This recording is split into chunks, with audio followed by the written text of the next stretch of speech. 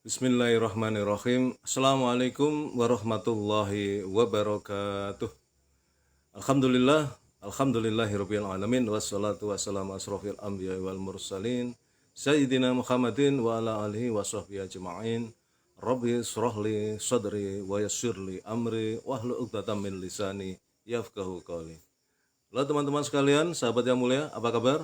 Alhamdulillah kita berjumpa lagi di dunia maya dalam keadaan sehat walafiat. Dan oleh karena itu, mari kita selalu bersyukur kepada Allah atas segala karunia yang diberikan kepada kita yang begitu banyak dan mustahil kita bisa menghitungnya.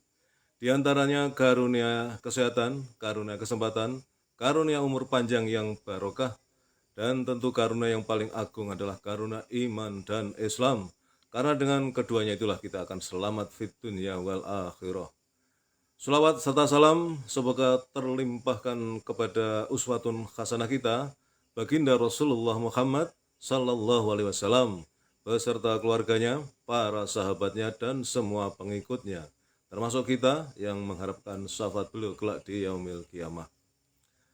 Teman-teman sekalian, alhamdulillah kita baru saja selesai melaksanakan sholat subuh secara berjamaah di masjid tepat waktu. Dan begitu indah dan nikmat yang kita bisa melaksanakan sholat subuh karena 2 rakaat sholat sunnah fajar sebelum subuh lebih mulia daripada dunia dan seisinya. Terlebih lagi dengan sholat subuhnya itu sendiri. Oleh karena itu mari kita berdoa semoga Allah memberikan keteguhan hati, keistiqomahan kepada kita untuk melaksanakan dan taat atas perintah-perintahnya, wabil khusus dalam melaksanakan sholat fardu secara berjamaah di masjid tepat waktu. Dengan demikian mudah-mudahan Allah ridho dan sayang kepada kita sehingga kelak di akhirat kita mendapatkan kemenangan yang agung sesuai janji Allah. Kita masuk surga. Amin ya robbal alamin. Teman-teman sekalian, pada kesempatan pagi ini saya ingin sedikit bercerita ya kisah kemarin ketika saya berdua sama istri jalan-jalan begitulah ke pasar, naik motor ya kan. Kemudian di jalanan itu ketemu dengan truk ya, mobil truk ya. Yang saya di belakangnya gitu. Saya di belakangnya, di truk itu di bak belakangnya seperti kita ketahui ya.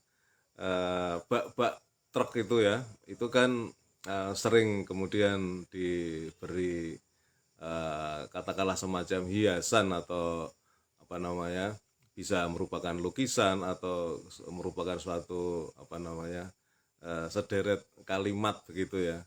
Dan ternyata memang kita itu bisa belajar dari apapun dan dari manapun ya, termasuk dari sebuah bak truk ya.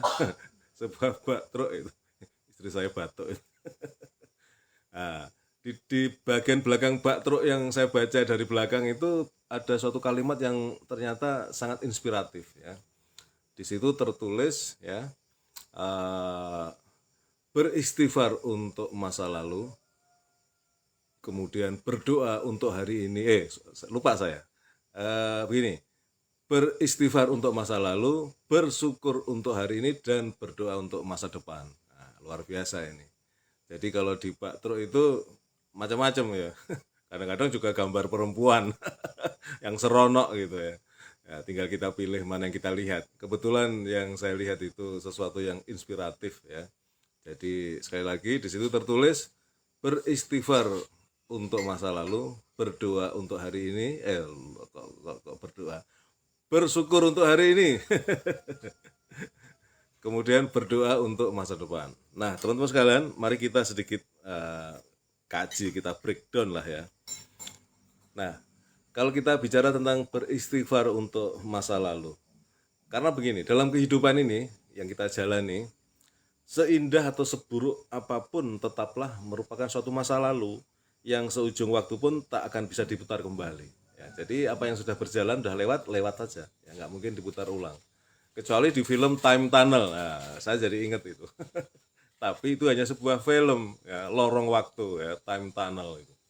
Itu kita bisa menuju ke masa lalu, bahkan ke masa prasejarah, masa dinosaurus. Nah, tapi itu hanya film ya, hanya fiksi ya. Nah, Jadi sekali lagi masa lalu seindah atau seburuk apapun tetaplah masa lalu yang seujung waktu pun, ya sedetik pun tidak akan bisa diputar kembali.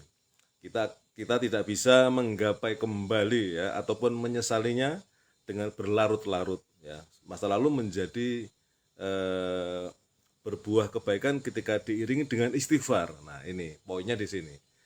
Jadi masa lalu yang sudah berlalu itu, yang sudah lewat nggak bisa kembali, menjadi bernilai ketika kita beristighfar ya. Karena apa? Kita sadar bahwa di masa lalu kita itu kita barangkali pernah melakukan suatu kesalahan, suatu dosa, suatu kemaksiatan ya. Kita sadar ya. Maka kita beristighfar itu terhadap masa lalu ya.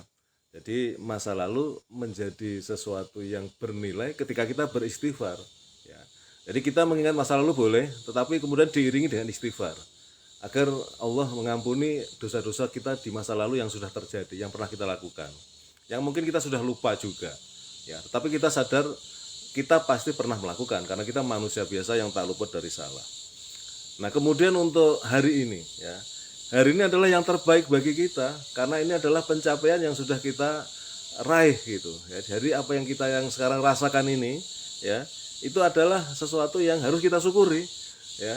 Misalnya kayak saya masih ingat masa kecil saya TK itu 2 tahun, kemudian SD 6 tahun, kemudian SMP 3 tahun, SMA 3 tahun, kuliah 5 tahun, ya, terus berjalan, masuk jadi tentara, ya, masa pengabdian saya yang 30 tahun lebih ya, 2 tahun lagi saya pensiun ya.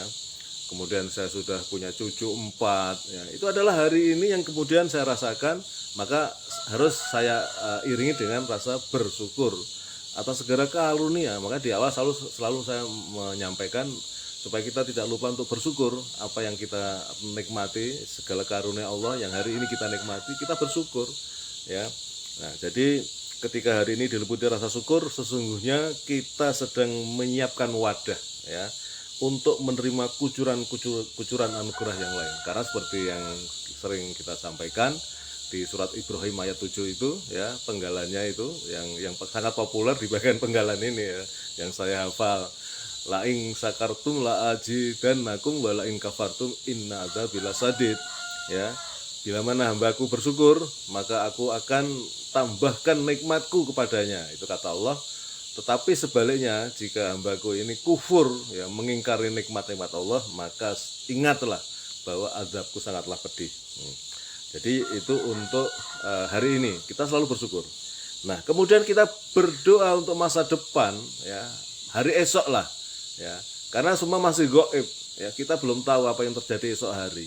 Maka oleh karena itu kita berdoa, ya, karena berdoa dapat dimaknai ya sebagai wujud bahwa kita memang tidak bisa berbuat apa-apa ya tanpa kuasa kehendak dari Allah ya. Semua sudah tertulis di Lauh Mahfuz, semua sudah di-planning oleh Allah, tapi kita nggak tahu apa yang terjadi esok hari ke depan, 1-2 hari, 1-2 bulan, 1-2 tahun ke depan, kita nggak tahu. Maka oleh karena itu kewajiban kita adalah berdoa ya, kita berdoa memohon kepada Allah ya, Sang Kholik, Sang Pencipta kita ya. Itu adalah maknanya kita berdoa untuk hari ini ya. Dengan berdoa kita tidak berkecil hati ketika kita yang sekarang masih mencapai atau memperoleh sesuatu yang kita anggap belum sesuai dengan keinginan kita. Maka kita terus berikhtiar dan sekaligus berdoa ya.